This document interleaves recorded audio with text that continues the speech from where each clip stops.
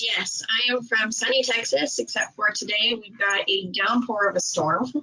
So I am happy to be here for you. Like previously discussed, I am working for ARINGO. I'm a CEO here for ARINGO.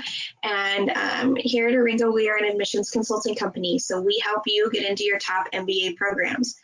What we're going to go through today is we're going to be talking about MBA basics. What are you looking for in an MBA program? What are they looking for? And then I've got a couple of few tips and tricks for you. Let me give you a little bit of a background about ARINGO before we start. Like I said, we're a consulting company. We've helped over 4,000 applicants get accepted into top MBA programs. What we specialize in is helping students that have a little bit of a lower GMAT score get into these schools. So if you're looking for help on your resume, on your essays, anything in your application, we are here to help. All right, so let's just dive right in. We're going to start with an MBA. What are you looking for? So things that, as you're applying to schools, what stands out for you? The process of applying to a master's program typically starts about a good 2 years in advance in most cases, sometimes even more. So even participating in this webinar is a great start to start learning about what schools you're interested in and what to do to start moving forward. You want to give it some good thought on where you want to go, and I'm going to go through down some options of what you need to be thinking about when you're looking for a great university that's going to suit you. Reasons to get an MBA program are going to be, there's typically three main reasons people get an MBA program. So you've got your switchers, people that are starting in finance and looking to move to consulting, or people that are starting in entrepreneurship and want to go work for a big company in finance. So you're looking for a big career change. This can even be people that have a different background in theater and want to move to getting a more business-like degree. So you're totally making a change in your direction of where you're going in your life. You got your accelerators, people that have started in finance and want to get up to that CFO status. They'll go grab an MBA to help them be a little bit more credentialed. You have your future entrepreneurs, those that want to start up businesses. Of course, you want to get an MBA so that you can learn the ins and outs of a business. And then you have those that just purely want an MBA for that academia purpose and knowledge-based answers. When you're looking for a top university, do your research. You want to look into your top schools. If you're looking in the US, you want to know which schools are in those top 15. You want to know which school studies what. If you're looking to finance, you want to go to a program that studies finance. If you want to go into entrepreneurship, you want to look and see which program is offered where. Take a minute to think about if European schools are an option for you. I'll go down later in this presentation about the differences between a US school and a Europe school and kind of the differences there. There are also programs that help those that don't have quite as much work experience as you would like for an MBA program. So if you're needing just a couple more years, you can apply to one of these programs that have where you can apply to the MBA program, go and work for a couple of years and come back and start your program. You've already been admitted, you've already been accepted. You just need a little bit more time to get some work experience and management experience under your belt. All right, here. Let's talk about US schools versus European schools. Your US schools, as I'm sure everyone knows, are big and famous for everything. Everybody's going to do finance, entrepreneurship, marketing, private sector, non-private sector. You're going to go into everything.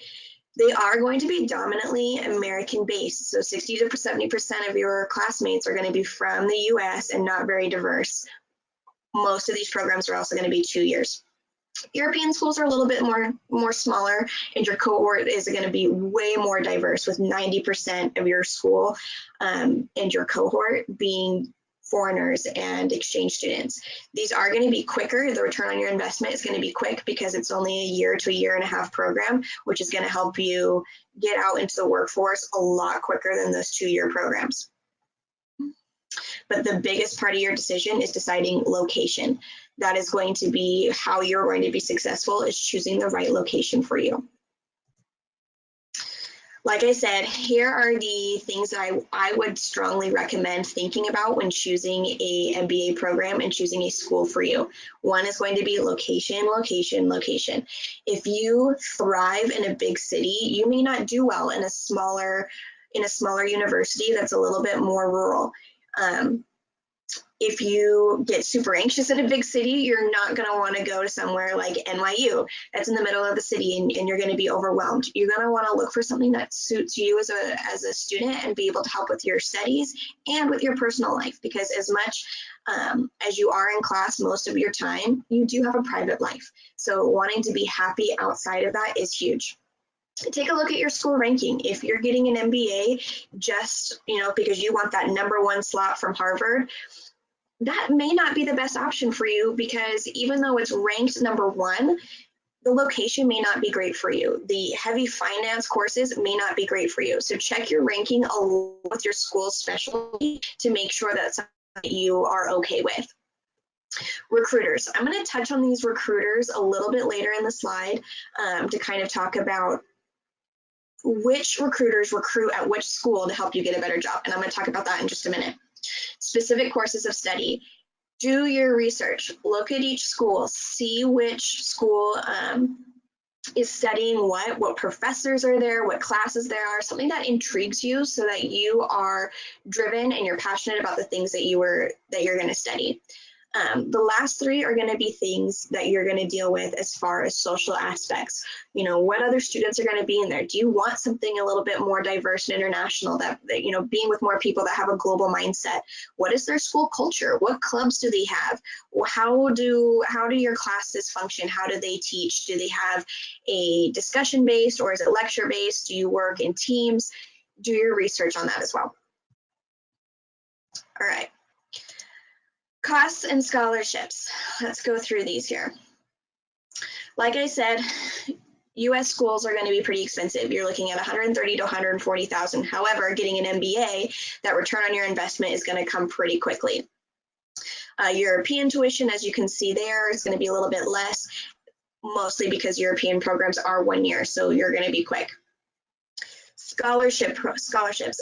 Every school has scholarships. So if you're looking for money, ask them. They are handing out scholarships, they're giving out scholarships, and that's also going to be something is when you apply and your deadlines, and I'll go through that in a little bit later, where you're going to find the most money when you apply to get these scholarships.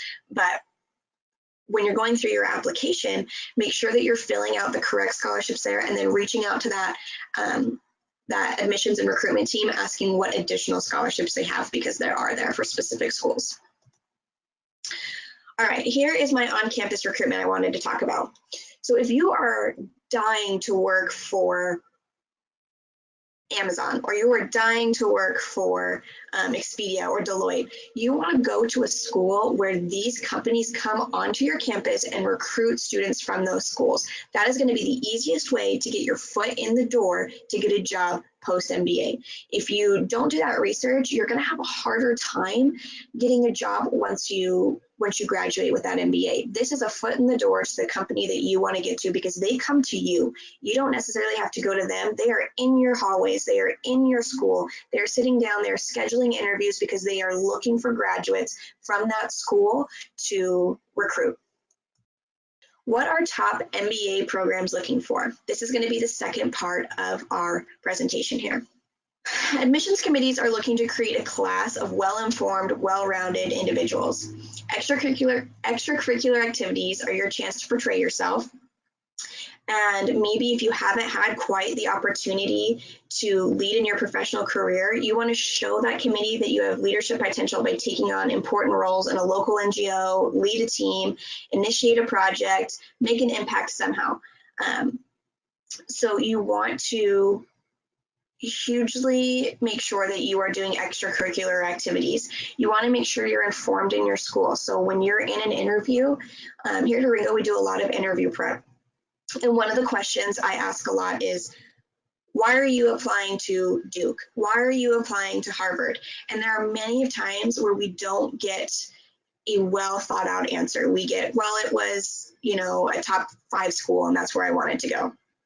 Do your research to know who the school is, what they have to offer, everything, so that you look like you have passion and you have dedication and you have an interest in this school. This little pie chart is what makes 100% a great student.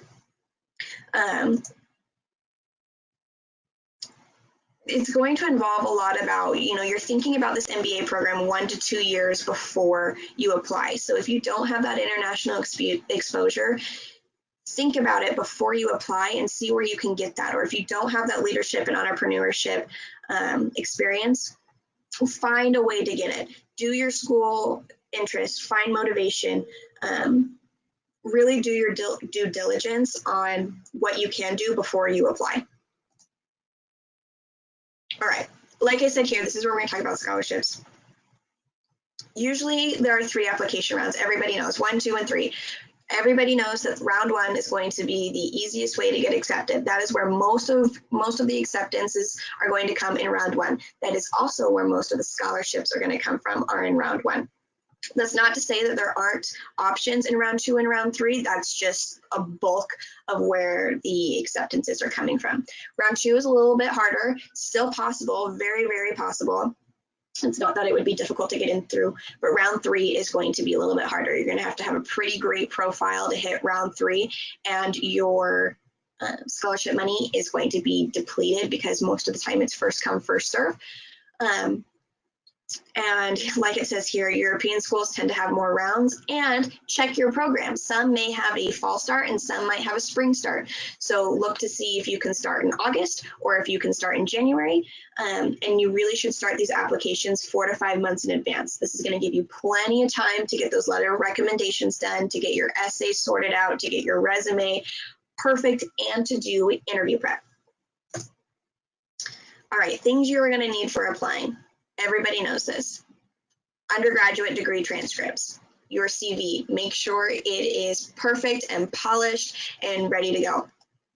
For international students, you're going to need that TOEFL score. Of course, your online application.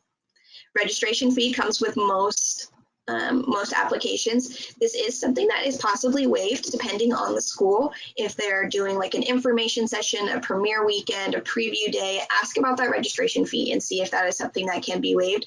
Sometimes you can find a little bit of a room to budge in there. You're going to need your essays, depending on what school, depends on how many essays.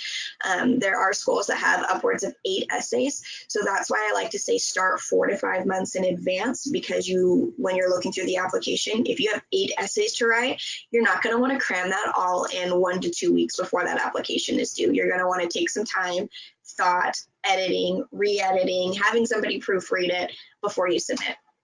Your 2 recommendation letters, we'll talk about that here in a minute. Your GMAT or GRE score, when you're applying 4 to 5 months in advance and you're thinking about this 1 to 2 years in advance, you have plenty of time to take the GMAT or take the GRE or take both, depending on what score you get.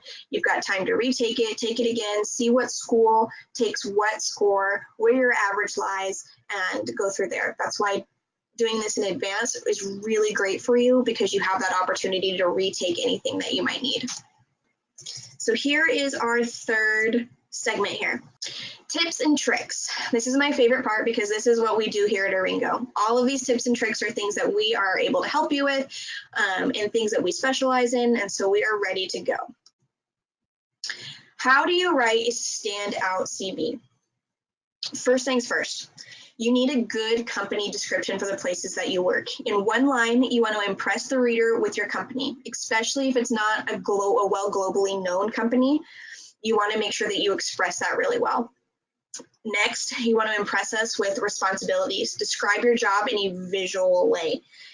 Make sure to highlight leadership, teamwork, initiatives, presentation, persuasion skills.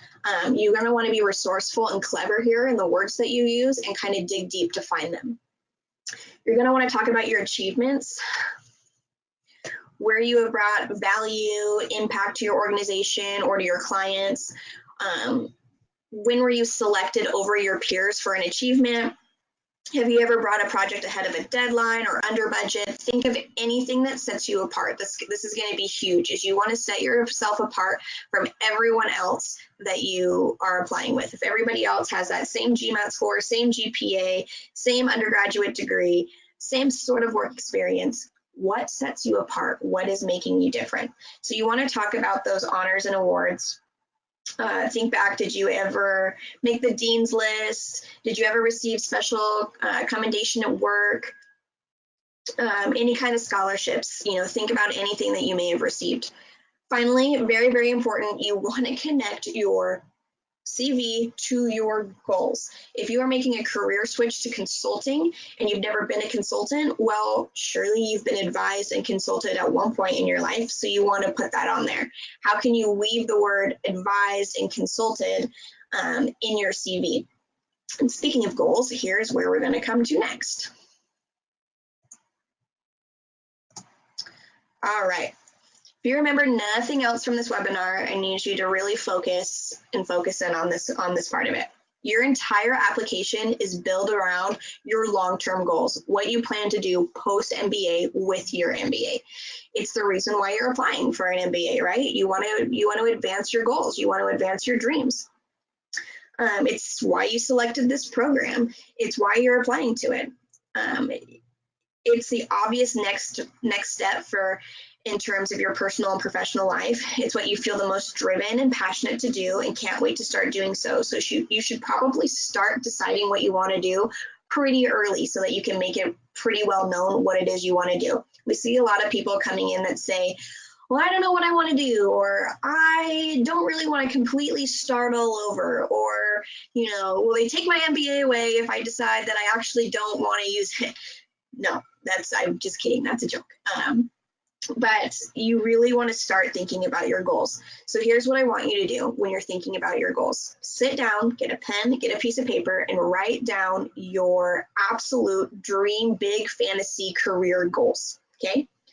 Then write out all the things that you think you could do and the things that you could think you could do well and the things that you're going to enjoy. There is a difference between doing something well and enjoying what you do well.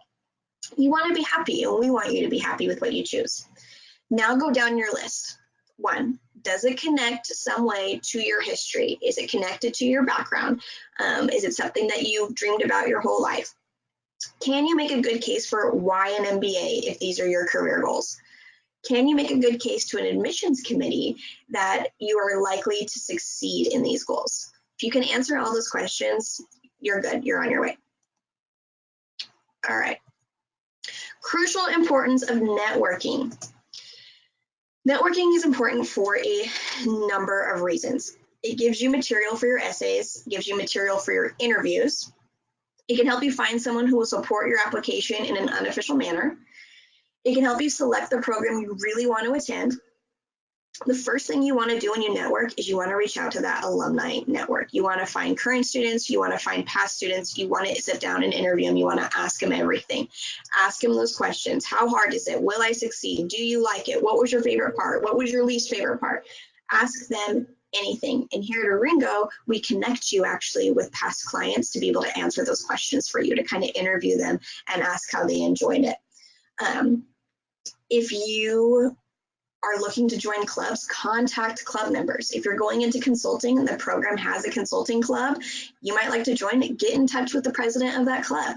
Ask some questions. At the very least, you could get some good, genuine material to use in your essays. But more than that, you might inspire someone to give you a good, word into the admissions committee. Next is visit the campus. So when you're networking and you visit the campus, you are meeting people that are there, you're meeting professors, you're meeting resumes, you're adding to your resume, you're able to talk to these professors who can then remember who you are, make an impact, make a connection there. And then you can use that in your essays. So while you're making connections, you can say, hey, I came in and I sat in Professor Hutchings' class in Duke, and holy cow, this just lit a fire in me. And I loved the way that he taught, and I loved what he had to say, and I was so inspired. By putting that in your essay, 1, you've shown that you've made an effort to go to these schools, to sit in on their class, that you've made an effort to meet the professor, to see something that interests you. It really sets you apart than anybody else that said, oh, I'm not quite sure who a professor is. I'm not quite sure what you have to offer at your school. You went above and beyond, and you networked, and you're able to add that into your application. It only does, it helps you. It only helps you. How should you approach your essays? This whole slide could use a whole webinar in on itself. So I'm going to touch on just kind of some key points. And if you have any questions on it, we can talk at the end, or my contact information will be on there. Shoot me an email. I'm happy to answer some questions about essays. First, before starting to write your essay, take your time and plan out what you want to say here. You're given only a limited amount of words here, and so you're not assessed on how beautiful of an essay you can write. And so this fluff that you're using at the beginning is wasted words, and you don't want to waste that time when you could be talking about an achievement that you made. You also want to talk about in these essays personal information. You are not just a GMAT score. You are not just a GPA. You are not just your work experience. You have a family. You have hobbies. You have interests. You want to talk about those. I'm going to share a little bit of a personal experience here because I think it's funny and I think it's great, and it got me a job. So when I was applying for jobs here, that is something that I did, is I put something personal on my resume and on my application for this job when I wrote, why I wanted to come here, or something that set me apart from everybody. I put on there, I had the opportunity while I was receiving my undergrad to be in Katy Perry's halftime show here for the Super Bowl that we had in Arizona a few years ago. I was able to be in that halftime show. I put that on my resume and I wrote about it. And I said that it gave me leadership experience. I worked with a totally different team than I was even used to. And it was something that, I had a unique experience. I really enjoyed it. And I put it on there. I got a job because my former boss saw that on there and wanted to talk to me about it. She totally ignored everything else that I had on there. The fact that I quite didn't have the qualifications, but when I got into that interview, I was able to express that I was willing to learn. And though I didn't have as much experience as she wanted to have, that I was willing to dig in, to dig deep, to work hard. But because I put that on there, it caught her interest and it set me apart. So when you're talking about your essays, listen and look for things about yourself that set you apart from anybody else. Talk about your hobbies, talk about things that you love to do, talk about your family, talk about your trials. Stay modest. Stay honest also. That is a huge thing. A lot of people lie in these essays to try to set them apart, or they think they know what an admissions representative wants to hear. Don't do that.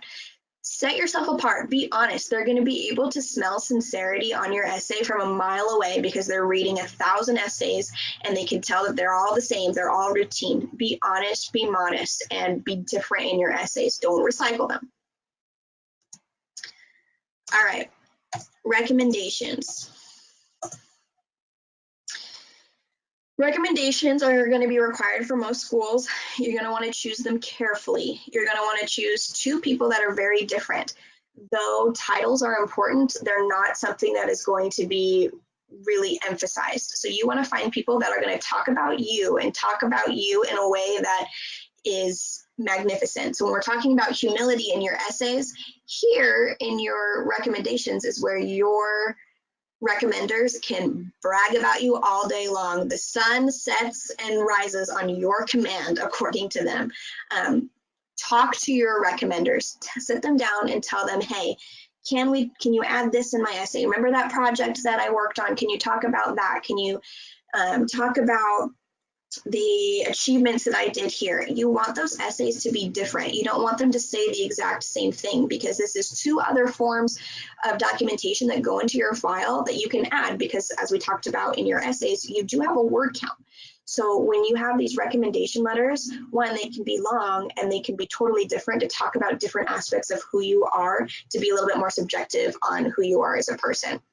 Use examples, have it be details, talk about work setting, personal setting, and then sit down and help them. I think a lot of people think they just, email, hey, can you write me a letter of recommendation? Don't be afraid to call and almost have a strategy session with your recommenders and say, this is what I need. Are you willing to do this for me? Can you help me? You can be picky about it. You don't have to ask just 2. You can ask several people to write these letters, read them, and see which ones you want to use. All right, extracurricular activities, second to last one. Admissions committees we're looking to create a class of well-informed, well-rounded, diverse people. So extracurricular activities is a chance to portray yourself as one of these individuals. Like I said before, if you've not had that opportunity to lead in a professional career, maybe this is something that you do to take a chance to find some leadership opportunities, lead a team, find a role in a local NGO, initiate a project, make an impact, show that you're a person of account, and show that you show where your values are. You know, volunteer in something that is passionate to you. Where are your values? Where do they stand? How did you help in this? What is something you're passionate about? What sports do you love? And how can you tie that into, you know, helping somebody out? Find something there, and when you're applying early, you have time to find those gaps that you might have and apply something in there. All right, this one is huge, is your online presence, and something that has recently been something that's heavily relied on. Your admissions consultants and future employers are going to be looking at your LinkedIn profile. They're going to be Googling you. So Google yourself and see what comes up. They're going to be seeing if they can see what's on your Facebook. Be appropriate when you're online. Post appropriate content, because you never know who's looking at it. It is personal, so there's a difference between professional and personal, so that's where your LinkedIn and Facebook differ there, but be appropriate and remember that anybody can see it. Emphasize your strengths and emphasize your values on your online presence, and just, you know, before you post anything, just remember people might be looking at it. All right, well, that's all I have here. So who is next? Who is going to be applying for an MBA, and what questions do we have? I am here to answer them for you. Now I would invite you to ask your questions in the questions tab. All right, perfect. We're talking about 35 years old and interested to enroll in an MBA program. Would it be possible for me to get accepted? I would look at executive programs. With being on the older end, you're going to have a really hard time finding an MBA program that's going to accept you. So I would take some time to look into executive programs. It's still an MBA program, but it's going to be working with people that have that 10 to 15 year work experience, which is where you might fall into right there.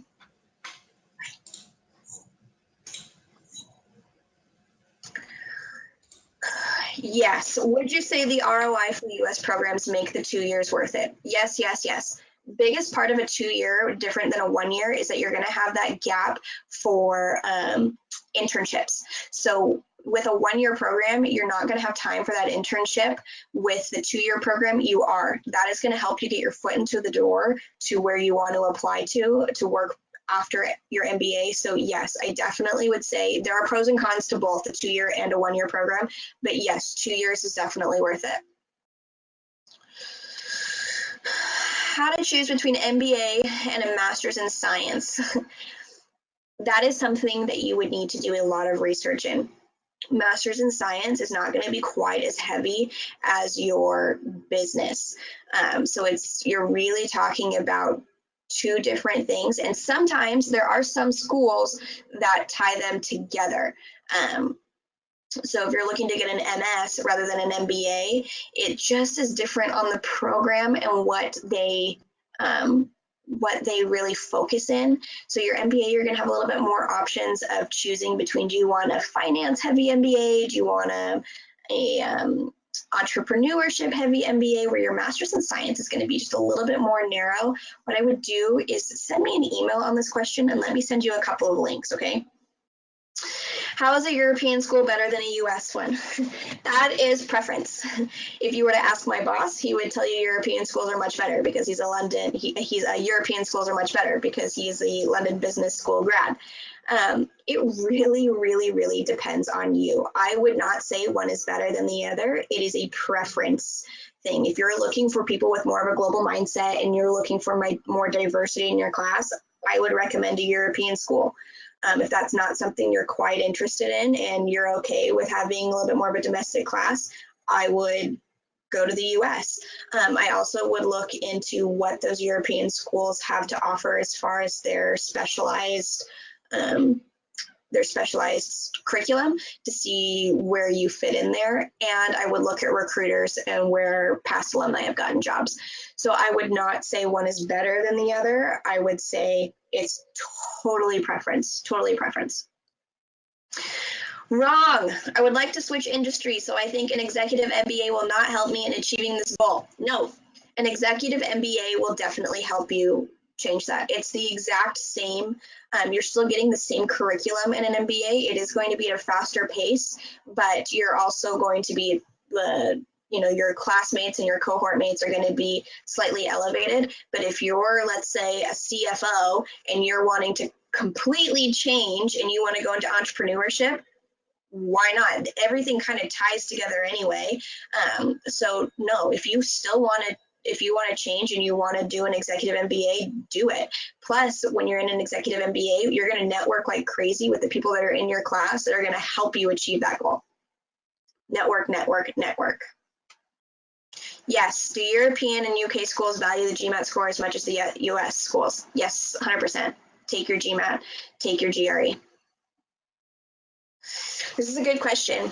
What if I have problems with recommenders and not wanting to ask your boss for a recommendation letter until you're sure you want to apply for that program? That is something great that an admissions consultant can help you with here at ARINGO. I'm going to put a little plug in for us here. Being able to talk with somebody and strategize with somebody, saying, hey, who else could I ask rather than my current boss? We'll be able to kind of dig deep into your history and see if there are other options for you to ask other people. But as soon as you choose, talk to your boss. Be open with your boss about, hey, I'm looking to get an MBA. And some companies also offer sponsorship, assistantship to go in and get your MBA. So talking with your boss is not necessarily a negative thing. And you should give your boss a heads up that you're looking to enroll in a program, even if it's, hey, I'm going to be leaving here in a month. Can you write me a letter of recommendation? It's all going to depend on your relationship with your boss as well. But there are other options. You can talk about a coworker could write you a letter of recommendation, a previous boss. In your personal life, there are people that know you pretty well. It's all something that we would want to sit down and kind of talk with you about and see your background and see your history and see what other options there are for you. Are there any schools that are renowned for ex-military? Every school loves military. They love them. There are usually more scholarship options for ex-military. They help them out more easily. They want our veterans to apply to any school. So I would look just about anywhere. Any school is going to love to have you, and thank you for your service. Great question about your CV. Shall I apply with a short CV or include all my relevant experience and projects? This is something great to have somebody look at your CV and have two eyes on. So like I said before, you're going to want distinctive and purposeful words on your CV. So you can include all of your relevant projects, but you're going to want to do it with, simple snippets. I would put all of your most important ones that stand out on your CV. And then when you get an interview for these schools is where you can unleash and talk about it. You can also use that in your essays. As things that aren't on your CV, you can talk about in your essays, and then things that aren't on your essay and on your CV when you get an interview is going to be perfect, because when you have your interview, that's your time to talk about what's not on there. You wouldn't have an interview if everything was on your CV. They would just read it and accept you or reject you.